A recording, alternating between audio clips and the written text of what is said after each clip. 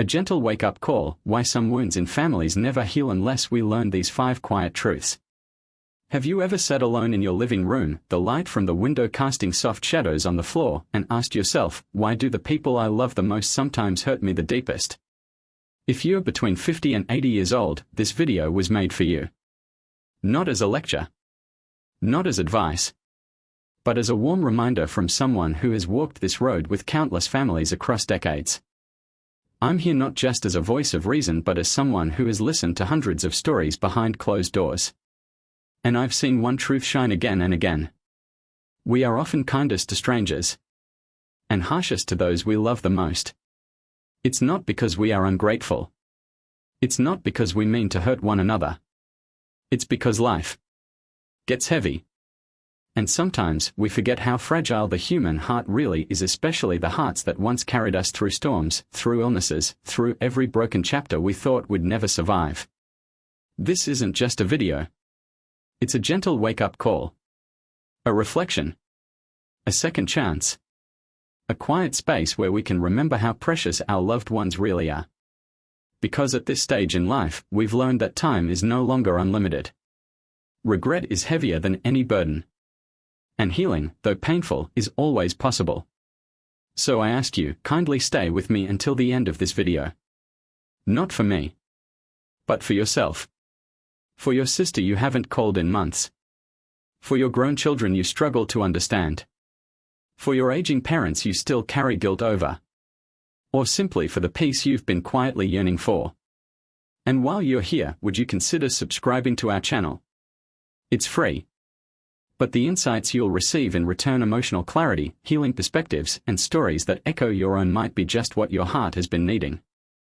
At the end of this video, I'll also share a real-life story. One that left even the most hardened hearts in tears. It's not just touching, it's a lesson in what truly lasts when everything else fades. Now, let's begin with the first truth. One that quietly destroys more family bonds than we realize. 1. Don't flaunt your success in front of family even when you think they are happy for you. As a professional who has worked with families for over 30 years, I've witnessed the silent pain that pride can cause, especially when it comes from a sibling, a cousin, or even a parent. The kind of pain that never gets spoken aloud, but sits quietly at the dinner table, behind forced smiles and awkward silences. We live in a world that celebrates achievement: new houses, shiny cars, promotions, designer clothes. And there's nothing wrong with celebrating what we've worked hard for. But when celebration turns into comparison, or worse, subtle boasting, we risk damaging the very relationships that helped us get where we are. Let me tell you the story of 2 brothers. This story has stayed with me for years because it reflects what many families go through but rarely talk about. The older brother, let's call him Michael, took a more modest path. He worked in public service, married young, and rented a small home with his wife and daughter. He never complained. Never asked for more than he had.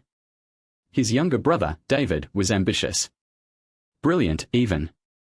He moved quickly through corporate ranks, married into wealth, bought a luxury home, and drove a car that turned heads in every neighborhood. He was proud, and understandably so. After all, he had worked hard. During a family reunion one spring, David arrived in his new sports car. He spoke freely about his investments, his vacations, his latest tech gadgets. He joked about how some people just don't take risks in life. He meant it lightheartedly. But Michael stayed quiet. Smiled when others laughed.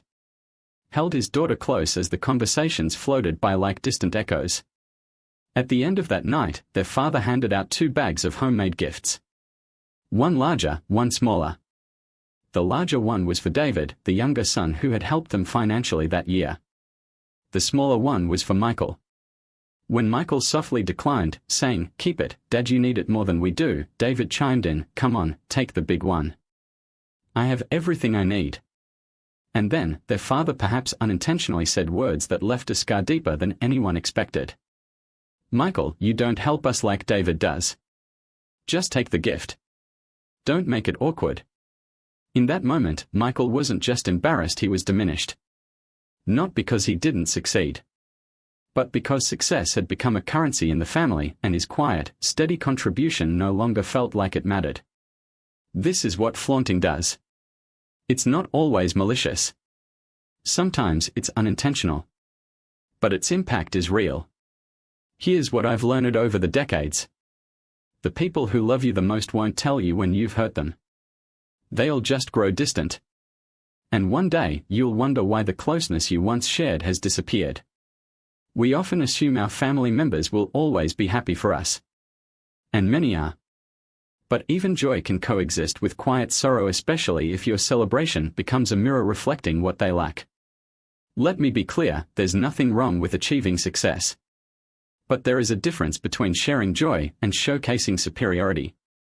When you bring good news to your family, ask yourself, am I sharing this out of pride or gratitude? Am I giving them room to celebrate or putting them in a position where they feel small? Am I remembering the paths they've walked, even if they're not as glamorous as mine? Because here's the truth no one says out loud. The heart remembers tone more than content. It remembers how you said it, not just what you said. So if you've bought a new house, invite them in. If you've reached a new career milestone, thank those who supported you. If you've gained more than you ever imagined, use it to lift others, not to rise above them. And if you're the one who feels overlooked in your own family's story, please hear this. Your worth is not measured by your paycheck, your property, or your public praise.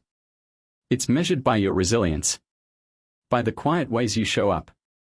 By the dignity you carry. And most importantly, by the love you give, especially when no one is watching. Because one day, when the bank accounts are forgotten, and the cars are old, and the titles have faded, all that will be left is the way we made each other feel. Let that be your true legacy. 2. Don't cross boundaries even with the ones you love most. There's a common belief, especially in close-knit families, that love gives us permission to interfere. That because we care deeply, we have the right to speak freely, to correct, to advise, even to insist. But over the years, I've come to understand one quiet truth that many overlook. Love doesn't mean ownership. And closeness doesn't cancel out personal boundaries. This becomes even more important as we grow older. As parents, siblings, or even spouses, it's natural to want to protect the people we care about. We want to guide our grown children, suggest better choices for our siblings, or correct our partners when we think they've gone off track. But the line between helping and controlling is thinner than we realize. And once crossed, it can quietly erode the trust we've built over a lifetime. Let me tell you about Margaret, a woman I once counseled who was deeply hurt, but she couldn't quite explain why. Her daughter, now in her 40s, was going through a difficult divorce. Margaret meant well. She called daily. She asked questions. She offered to move in, to help take care of the grandkids. She gave advice about lawyers, financial planning, even suggested how her daughter should dress and act around the court. At first, the daughter appreciated the support. But slowly, Margaret noticed her calls were going unanswered. Texts left unread. Visits became awkward. Conversations strained. One day, her daughter finally said something Margaret would never forget. "Mom, I love you, but I need space to make my own mistakes." It broke Margaret's heart. But it also opened her eyes. Because sometimes, in our desire to shield our loved ones from pain, we forget that their pain is part of their path. And unless they asked for our opinion, our advice, however wise, may feel like intrusion, not support. Here's what I've learned from families like Margaret's. Support doesn't always look like fixing things. Sometimes it's simply being present. Listening without judgment is one of the rarest and most healing gifts we can offer. Silence, when offered with compassion, can be louder than any advice. You might be thinking, but what if I know they are making a mistake? Yes, it's hard to watch people you love stumble. But ask yourself, have they asked for my input? Am I offering help because they truly need it or because I can't bear to feel helpless? Am I giving advice that empowers or advice that controls? There's a powerful concept in therapy called invitational support.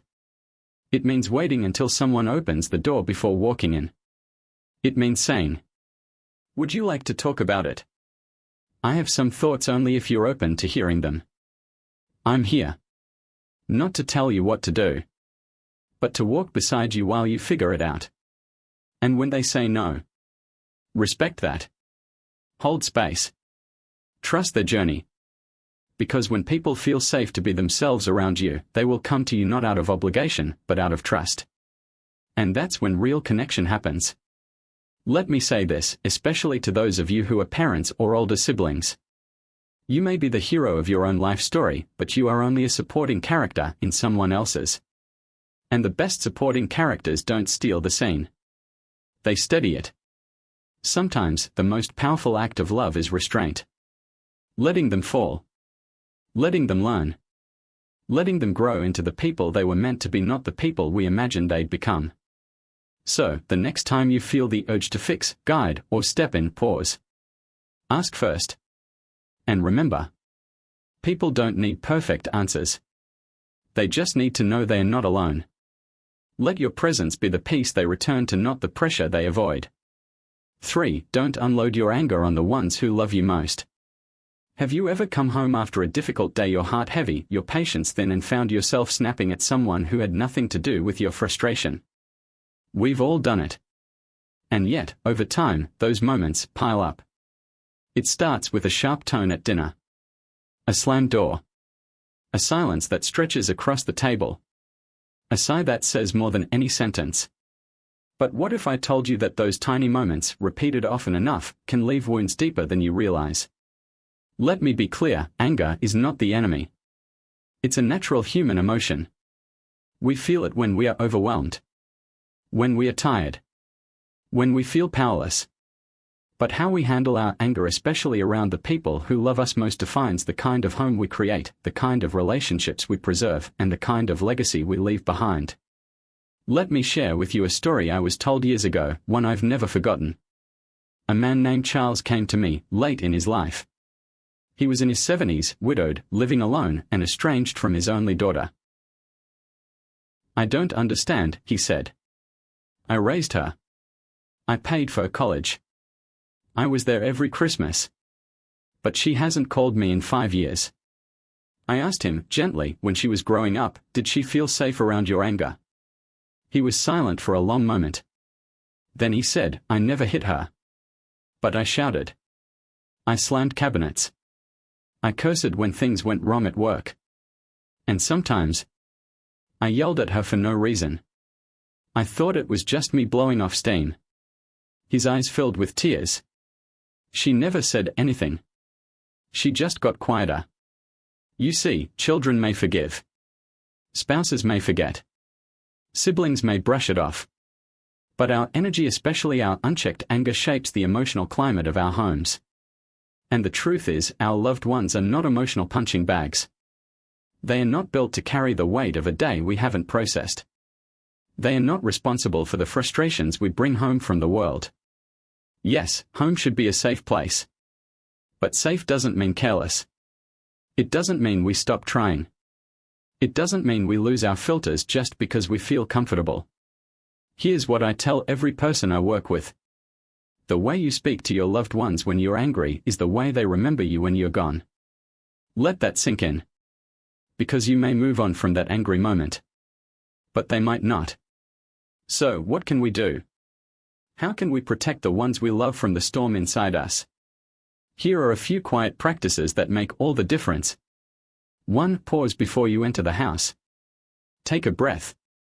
Let the tension settle. Set the intention to be gentle. 2. Name what you're feeling. Instead of snapping, say, "I had a rough day. I just need a little quiet." 3. Ask for what you need without blame. "Could you give me a few minutes to decompress?" Goes a lot farther than "Can't you see I'm stressed?" 4. Apologize when you've lost your temper. A simple, sincere "I'm sorry. That wasn't fair to you" heals faster than days of silence. 5. Remember, home is not the place to unload, it's the place to recover. Speak with the same kindness you want to be remembered for. I know some of you might be thinking, "But my family knows I love them." Yes. But even love, when bruised enough times, withdraws. It becomes quiet. It becomes distant.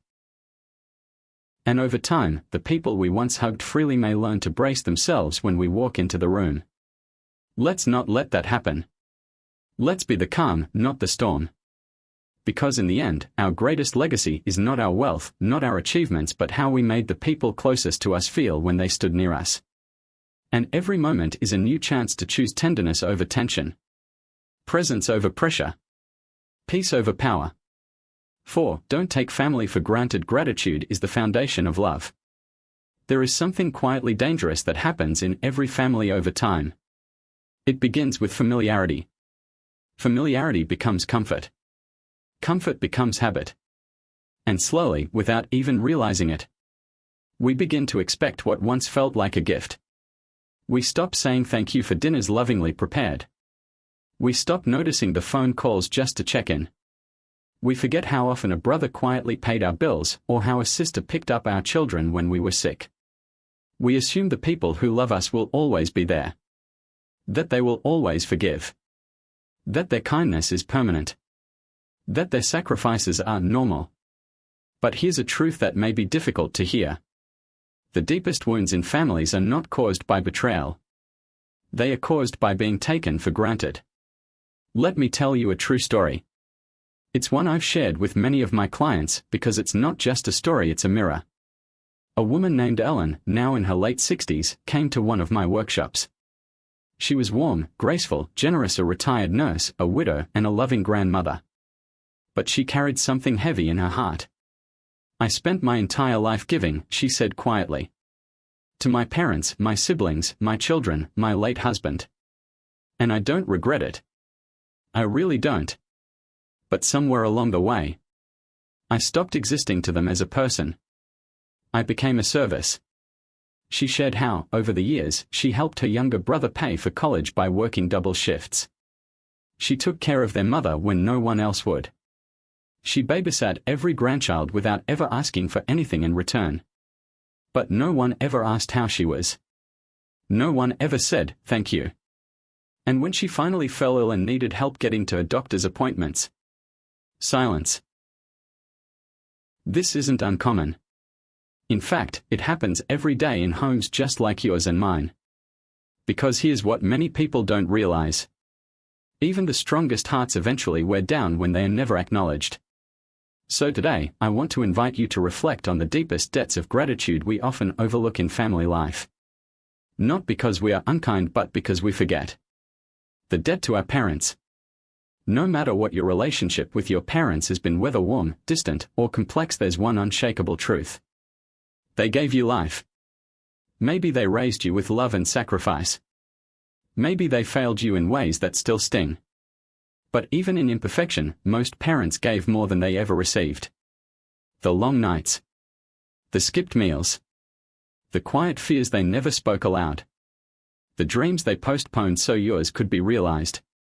To forget their effort is to forget your own beginning. If your parents are still alive, call them. Visit. Hold their hands.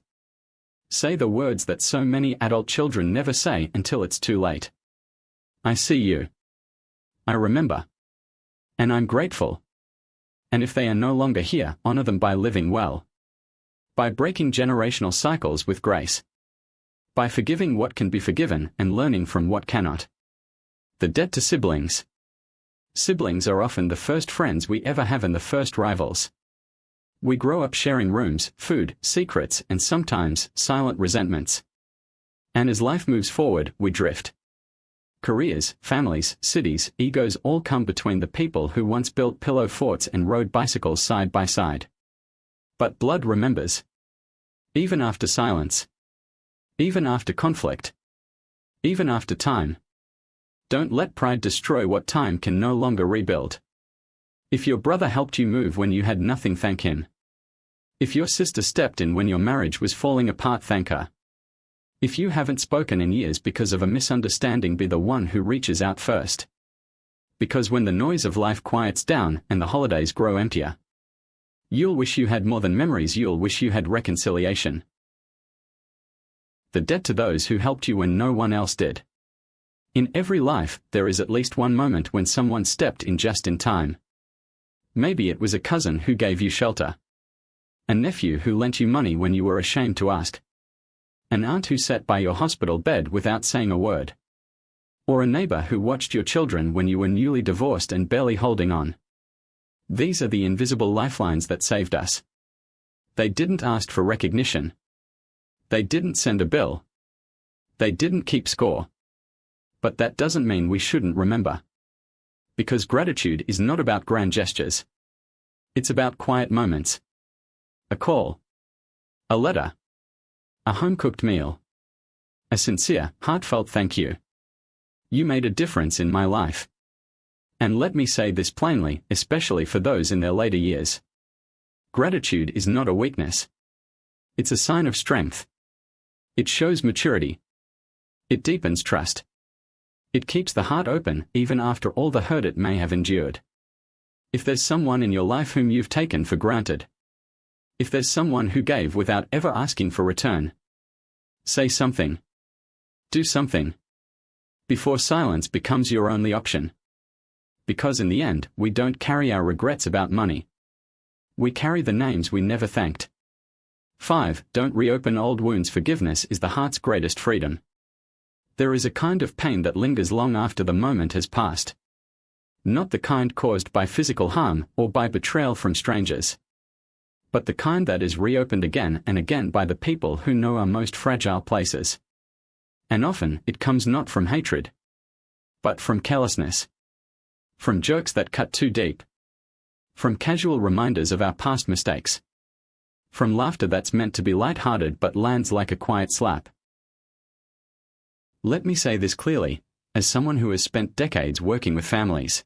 In every relationship, especially in family, there are things that should not be said, even in jest. Because there are memories we carry not because we want to, but because we've had no choice. A failed marriage. A financial collapse. A child we lost. A moment of weakness we've never forgiven ourselves for.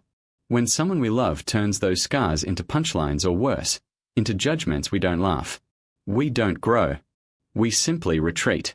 And over time, we stop opening up. We stop trusting. We wear our armor to the dinner table. We brace ourselves before picking up the phone. And slowly, without intending to, we lose the tenderness that once defined our connection. Let me tell you a story, one that still brings tears to my eyes. A woman named Claire once told me about her younger brother, Tom. When they were children, Claire made a terrible mistake. At the age of 13, overwhelmed by loneliness and fear, she stole a small amount of money from their parents.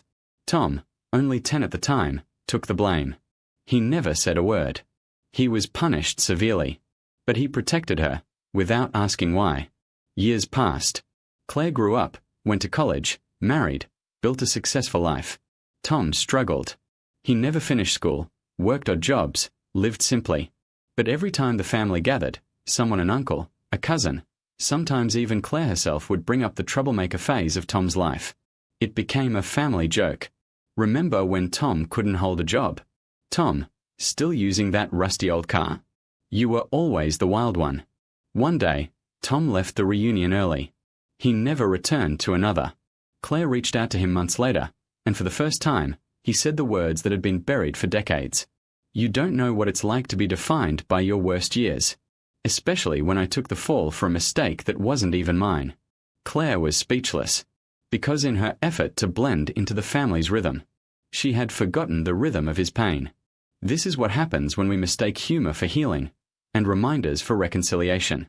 So today, I want to offer you this quiet truth. Just because time has passed, doesn't mean the wound has healed. And even if it has, picking at the scar never helps.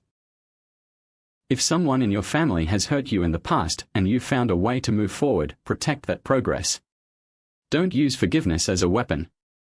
Don't say, "Remember when you did that?" just to make a point. Don't drag the past into every disagreement. Let it rest. And if someone in your family carries a visible or invisible wound, show grace. Be gentle. Their struggle may not be your responsibility, but your kindness can be part of their healing. Because here's what I've learned through the tears and confessions of so many. Forgiveness isn't about forgetting what happened. It's about choosing not to keep reliving it again and again. You don't have to pretend the hurt didn't exist. But you can choose to stop giving it power over today's love. So if there's something you've been holding on to, a moment when a sibling disappointed you, a word from a parent that still stings, a silence that became a wall, ask yourself this. Is holding on to this pain making you feel safer? Or just lonelier? Is reminding them of what they did helping you heal or keeping you trapped? What might change if you chose, just for today, to soften? Because forgiveness is not weakness. It's wisdom. It's strength wrapped in gentleness. It's the gift we give not only to others but to ourselves. The older we grow, the more we realize. Peace is worth more than being right. And love is worth more than the last word. So the next time your heart wants to bring up an old story, pause. Let it go. Replace it with a new memory, a kind one. And perhaps one day your family will remember not the pain you carried, but the grace with which you let it go. When love is quiet, let us be the ones who still choose to speak. If you've stayed with me until now, I want to take a quiet moment to say something that often goes unspoken. Thank you. Not just for listening but for opening your heart. To stories that may have felt familiar. To truths that may have been difficult. To memories that may have stirred something deep inside you. Because by reaching this point, you've proven something. You care. You care about your family. You care about the kind of legacy you leave. And you care enough to reflect, to grow, to love better. We've walked together through 5 truths that are simple in words, but powerful in practice. We talked about the silent wounds caused by comparison. The importance of respecting each other's space even within the same home. The need to manage our anger before it becomes our family's burden. The beauty of gratitude and how it nourishes every bond. And finally, the grace of forgiveness, that soft, quiet strength that can rebuild even the most broken connections. These aren't just ideas. They are invitations. Invitations to pause before we speak. To remember before we react. To cherish, rather than criticize. To love not just in feeling, but in action. Because when all is said and done, it won't be the things we owned that define us. It will be the warmth we offered, the understanding we showed, and the peace we created in the hearts of the people who knew us best. So, I gently ask you, if this message touched you, if even one of these lessons made you think of someone you love, would you do something small but meaningful? Please subscribe to this channel so that you don't miss the next story that might be waiting to speak to your soul. And if you feel ready, I invite you to leave a comment below. Tell me, which part of today's message stayed with you the longest? Or is there someone in your life you want to forgive or thank or simply call again? Your words may help someone else feel less alone. And if this video reminded you of a sibling, a parent, a child, a spouse, share it with them. Sometimes, healing begins not with confrontation, but with a quiet message sent in love.